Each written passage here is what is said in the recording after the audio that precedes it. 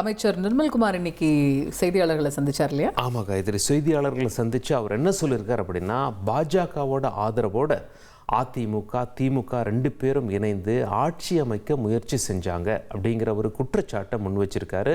அது மட்டும் இல்லை, திமுக கூட்டணி கட்சிகள் கூட்டணியிலிருந்து வெளியே வருவதற்கும் அதிமுக எம்எல்ஏக்கள் ராஜினாமா செய்வதற்கும் இதுதான் காரணம். அதிமுகவும் திமுகவும் கூட்டணி வச்சுதான் பாஜக ஆதரவோட அப்படிங்கிறத அவர் அழுத்தம் திருத்தமாக பதிவு பண்ணாரு.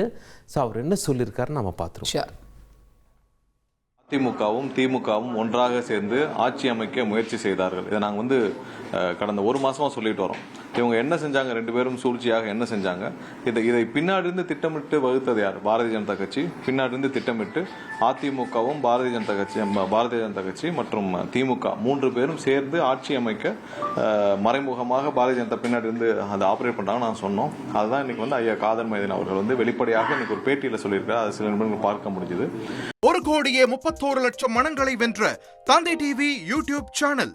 தவிர்க்க முடியாத தம்ப்நெயில், கலக்கலான கான்டென்ட்ஸ். நீங்களும் இந்த குடும்பத்தில் இணைய இப்பவே சப்ஸ்கிரைப் பண்ணுங்க. அசுரபலம் கொண்ட எங்கள் டிஜிட்டல் கரங்களில் உங்கள் விளம்பரங்களை சேர்க்க வாட்ஸ்அப் பண்ணுங்க. 8939888378.